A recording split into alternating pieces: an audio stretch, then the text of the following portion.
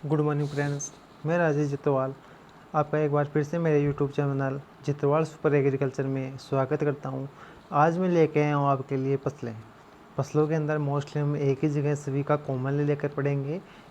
देखो, first start करते हैं हम अपना टॉपिक जलवायु का। किसका स्टार्ट कर रहे हैं?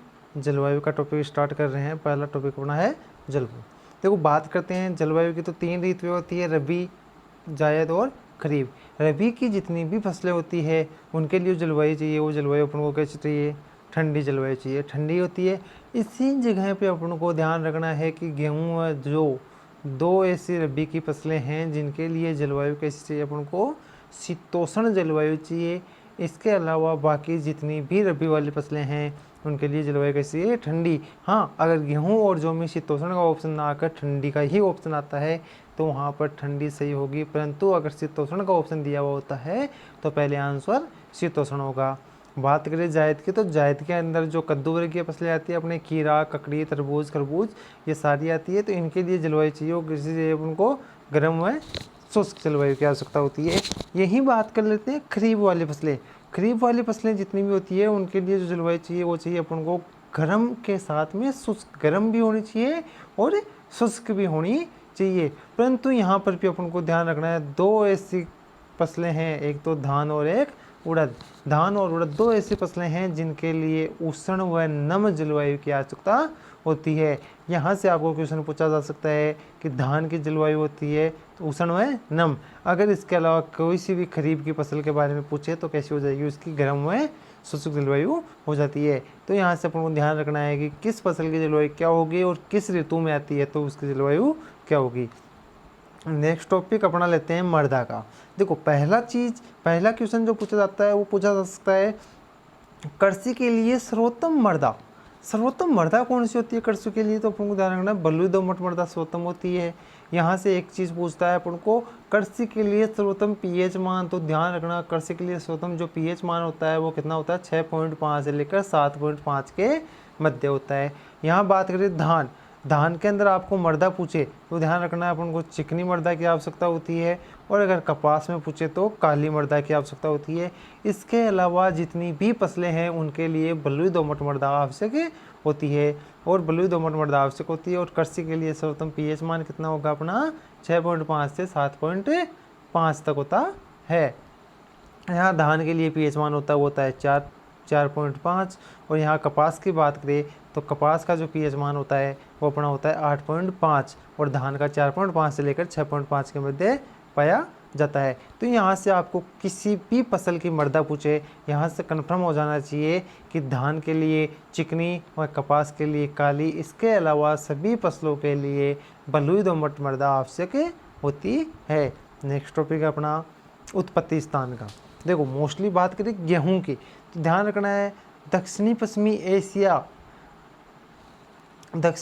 एशिया या इसको जाना जाता है टर्की। गेहूं का जो उत्पत्ति स्थान है वो दक्षिणी पश्चिमी एशिया या टर्की को कहा जाता है, पूछा जा सकता है। यहाँ बात करें धान की, धान का क्या होगा? दक्षिणी पूर्वी एशिया या भारत में बर्मा होगा, या दक्षिणी पश्चिमी एशिया होता है।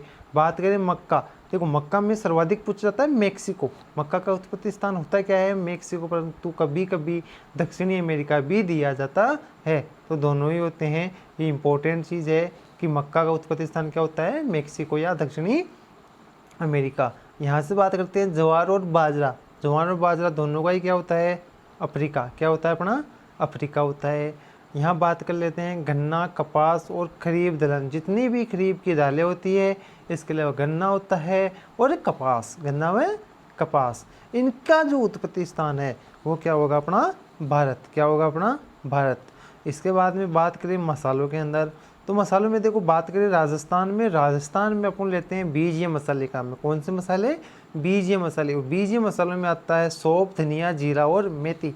तो देखो, सौंफ का, धनिया का और जीरो का, तीनों का उत्पत्ति स्थान अपना एक ही है, मेडिटेरियन क्षेत्र, जिसे कहते हैं भूमध्य सागरीय क्षेत्र के नाम से जाना जाता है। मोस्ट इंपॉर्टेंट है, क्वेश्चन पूछा जा सकता है। और अपन को ध्यान रखना है मेथी का उत्पत्ति स्थान क्या होता है अपना? यूरोप। क्या होता है? यूरोप होता है। इसके अलावा बात करते हैं हम आलू का उत्पत्ति स्थान क्या होगा? अमेरिका। क्या होगा? अमेरिका होगा। इसके बाद में सोयाबीन का बात करें, सोयाबीन मोस्ट इम्पोर्टेंट चीज़ है, इसका पूछा जा सकता है। तो सोयाबीन एक मोस्ट इम्पोर्टेंट है, इसको ध्यान रखना है आपको। क्या होगा उत्पत्ति स्थान? चीन। उत्पत्ति स्थान क्या होता है? चीन। तो यहाँ से अपन ने देखा कि कौन सी फसल का उत्पत्ति स्थान क्या होता है। मोस्टली लगभग फसलों का अपन ने उत्पत्ति स्थान देखा। तो हम बता सकते हैं, पूछा जाए आपसे मक्का का तो मेक्सिको या दक्षिणी अमेरिका होता है। पूछ लिया जाए आपसे कि दुनिया का उत्पत्ति स्थान क्या होगा तो अपन कह सकते हैं भूमध्य सागर या मेडिटेरियन क्षेत्र होता है। नेक्स्ट टॉपिक लेते हैं अपन, फसलों में वसा की मात्रा। कौन सी फसल में कितनी % वसा पाई जाती है। तो देखो मोस्टली एक क्वेश्चन पूछा जाता है, खाद्यान्न फसलों में सर्वाधिक वसा। तो खाद्यान्नों में सर्वाधिक वसा बाजरे में पाई जाती है, कितनी? 5% सर्वाधिक वसा पाई जाती है। मोस्ट इंपॉर्टेंट है, क्वेश्चन पूछा जा सकता है, स्टार लगा सकते हो आप इसको। इसके अलावा बात करें मक्का में वसा की मात्रा होती है वो 4% होती है। ज्वार में जो आती है वो 3% होती है। चावल में होती है 2.5% और जौ में होता है 1.3%। यहाँ से इम्पोर्टेंट अपने मोस्टली बाजरा में मक्का, बाजरा और मक्का के दोनों की पूछी जा सकती है, और जौ की भी आपसे पूछा जा सकता है 1.3%। तो यहाँ से आप बता सकते हो कि खाद्यान्नों के अंदर सर्वाधिक वसा किस में होती है? बाजरे में होती है, और सबसे कम किस में होती है? जौ के अंदर होती है। नेक्स्ट क्वेश्चन टॉपिक है अपना, वो है फसलों का परिरक्षण भार। टेस्ट वेट की बात करते हैं कि किस फसल का टेस्ट वेट कितना होता है। बात करें गेहूं की, तो गेहूं के जो बीज होते हैं उनका भार क्या होता है? 40 ग्राम। क्या होता है? टेस्ट वेट 40 ग्राम होता है। तिल का बात करें तो 3 ग्राम। तिल की बात करें तो कितना होगा टेस्ट वेट? 3 ग्राम। परीक्षण भार पूछा जाए, तिल की फसल, तिल के बीजों का परीक्षण भार होता है तो कितना होता है? 3 ग्राम होता है। इसके अलावा पूछा जाए बाजरे का तो 5 से 9 ग्राम। कितना होता है? 5 से लेकर 9 ग्राम तक होता है। बात करें चावल की, तो चावल का कितना होता है? 25 ग्राम। कितना होता है चावल का? 25 ग्राम टेस्ट वेट होता है। यहाँ पर कभी कभी 24 भी दिया हुआ होता है, तो ध्यान रखना 24 या 25 ग्राम होता है। मूंग की बात करें तो मूंग का जो टेस्ट वेट होता है, परीक्षण भार होता है, वो कितना होता है? 30 से लेकर 32 ग्राम। 30 से लेकर 32 ग्राम होता है। और मक्का की बात करें तो मक्का में ध्यान रखना 200 से 250 ग्राम। 200 से 250 ग्राम इसका क्या होता है? टेस्ट वेट होता है। बात करें गेहूँसा, क्या इसकी गेहूँसा की बात करते हैं तो गेहूँसा का जो टेस्ट वेट होता है वो कितना होता है? 2 ग्राम होता है। कितना होता है? 2 ग्राम होता है। और सरसों की बात करते हैं, सरसों का होता है 6 ग्राम। कितना होता है सरसों का? 6 ग्राम होता है। बात करें ज्वार का परीक्षण भार, तो ज्वार के बीजों का परीक्षण भार होता है वो कितना होता है? 25 से 30 ग्राम होता है। बासमती चावल का जो परीक्षण भार होता है वो कितना होता है अपना? 21 ग्राम। कितना होता है? 21 ग्राम होता है। बात करें उड़द की, उड़द में कितना होता है? 30 से 35%, 33 से 35 ग्राम होता है। और यहाँ पर मोस्ट इम्पॉर्टेंट एक चीज़ पूछी जाती है आपसे, टमाटर में कितना होता है? तो ध्यान रखना 3 से 4 ग्राम। कितना होता है? 3 से 4 ग्राम। यहाँ से एक बार पूछा गया था बासमती चावल में, और बासमती चावल में कितना होता है? 21%। मोस्ट इम्पॉर्टेंट, इसको आप याद रख सकते हो। ये इससे अपन को मालूम चला कि किस फसल के बीजों का परीक्षण भार कितना होता है। अगला टॉपिक है अपना फसलों में तेल की मात्रा। देखो यहाँ पर कुछ फसलों में मैंने वसीय तेल बताया, जैसे अपने गेहूँ है, सौंफ है, मक्का है, इनमें वसीय तेल होता है। मटर होता है, इसमें भी वसीय तेल पाया जाता है। अपन मोस्टली पहले बात करते हैं सोयाबीन। देखो सोयाबीन एक अपवाद स्वरूप है जिसमें तेल 20% पाया जाता है। तेल ये फसल होते हुए भी इसमें तेल मात्र 20% पाया जाता है, जबकि इसमें प्रोटीन 40 से 42% पाया जाता है। तो सोयाबीन में तेल कितना होता है? 20%। तिल की बात करें तो तिल में कितना होता है? 50% होता है। अपने अरंडी में कितना होता है? 45 से 50% होता है। सूरजमुखी में कितना होता है? 48%, 48% होता है।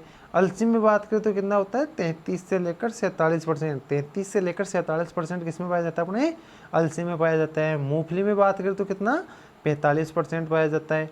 तारामीरा में तेल की बात करें तो 35% तेल पाया जाता है। तारामीरा में कितना पाया जाता है? 35% पाया जाता है। यही बात करें अपन सरसों की, तो सरसों में मोस्टली देखो ऑप्शन आता है 33 का, या फिर आपको मिलेगा 35 से लेकर 37 का। मोस्टली यहाँ पर आपको 33 देखने को मिलेगा। सरसों में कितना होता है? 33। और सर्वाधिक बात करें नारियल की, तो नारियल में कितना होता है? 60%। नारियल में कितना होता है? 60% पूछा जा सकता है नारियल का आपसे। इसके अलावा बात करें कुसुम की, कुसुम में कितना होता है? 32% तेल पाया जाता है, या 32 से 35%। नीम के अंदर बात करें तो 40 से 50% तेल पाया जाता है। मक्का में वसीय तेल पूछेगा, मक्का में पूछेगा तो आपसे वसीय तेल पूछेगा। वसीय तेल की मात्रा होती है वो कितनी होती है? 4 ग्राम, 4% होती है। कितनी होती है?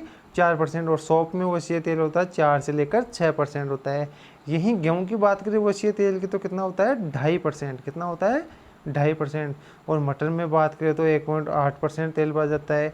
कपास में बात करें तो कितना पाया जाता है? 15 से लेकर 25% पाया जाता है। यहाँ से आपको पूछ सकता है मोस्टली सोयाबीन का, या तो पूछेगा सोयाबीन का, या आपको पूछ सकता है यहाँ से सरसों का, या फिर नारियल का, या फिर पूछ सकता है सूरजमुखी का। आपको मोस्टली तेल वाली फसलों में से तेल की मात्रा पूछी जा सकती है। तो आपको ध्यान रखना है कि कौन सी फसल में तेल की मात्रा कितनी पाई जाती है। पूछा जाए आपसे सरसों में तो ध्यान रखना 33 या 35 से लेकर 37% तेल पाया जाता है।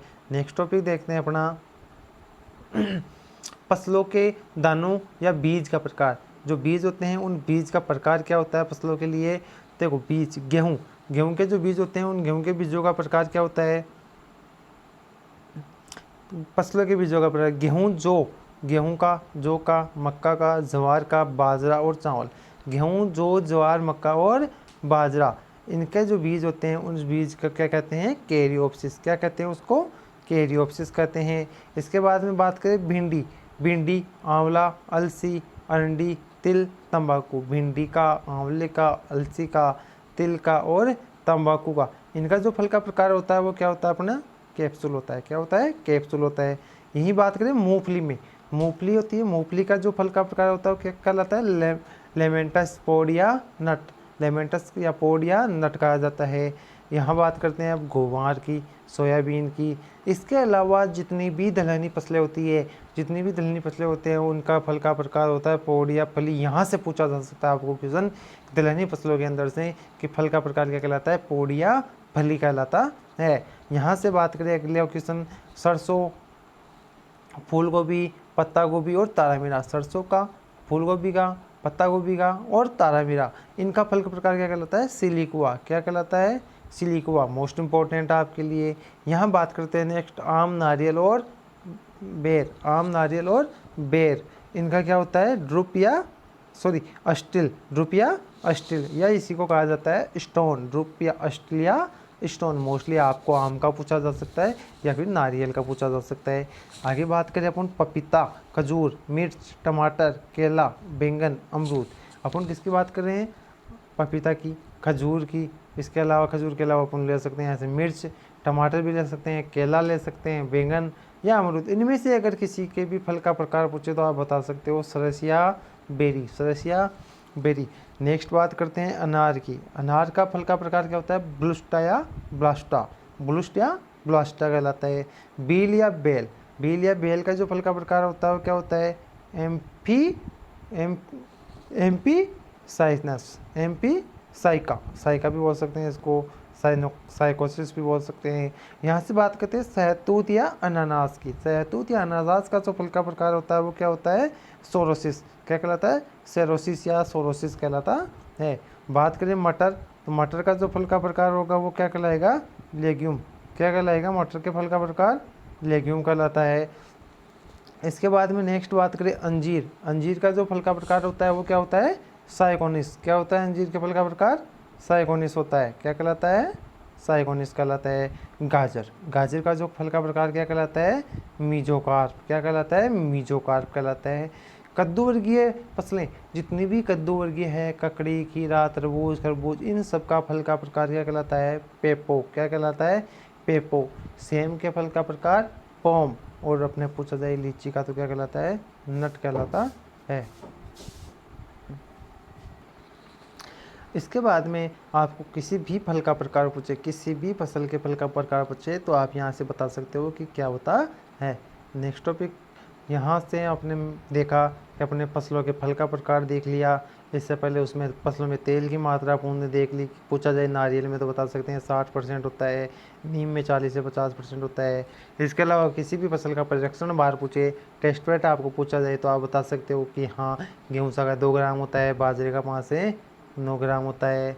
इसके अलावा हमने देखा कि फसलों में वसा, तो आप बता सकते हो किस फसल में कितनी % वसा पाई जाती है, और सर्वाधिक खाद्यान्नों में 5% वसा बाजरे में पाई जाती है। इसके अलावा अपन ने उत्पत्ति स्थान देखा कि किस फसल का उत्पत्ति स्थान क्या होता है। आपको पूछा जाए मूंग का, मोट का, इनका, तो आप बता सकते हो भारत होता है, क्योंकि खरीफ दलहन में भारत का बताया था। इसके अलावा बात करें अपन ने मृदा की थी। मृदा के लिए आपको पूछा जाए धान की या कपास की तो काली, और धान की पूछे तो चिकनी। इसके अलावा किसी भी फसल में पूछे आपको तो आप बता सकते हो कैसी, अपने बलुई दोमट। व पीएच मान आपको ध्यान रखना है 6.5 से 7.5, लगभग सभी फसलों के लिए मोस्टली कितना होता है, 6.5 से 7.5। धान का पीएच मान होता है वो 4 से 6 होता है, और कपास का 8.5 होता है। इसके अलावा अपन ने पढ़ा था फसलों के लिए जलवायु, तो अपन को ध्यान रखना है रबी वाली फसलों के लिए ठंडी, और खरीफ वालों के लिए गर्म व शुष्क। केवल 2 चीज़ें तो खरीफ में ध्यान रखनी है, धान व उड़द उनके लिए उष्ण व नम होती है, वह गेहूँ व जौ के लिए शीतोष्ण होती है, जो कि रबी की फसलें होती है। डियर फ्रेंड्स, आज के लिए इतना ही। कल कुछ इंपॉर्टेंट चीज़ें फिर लेके आएंगे इन्हीं फसलों के अंदर बचे हुए, जैसे उनके कीट होते हैं, उनमें रोग होते हैं, काई के विकार होते हैं, इनके बारे में हम कल पढ़ेंगे। आपको अगर मेरा चैनल अच्छा लगा तो लाइक करें, शेयर करें एवं सब्सक्राइब करें। Thank you friends.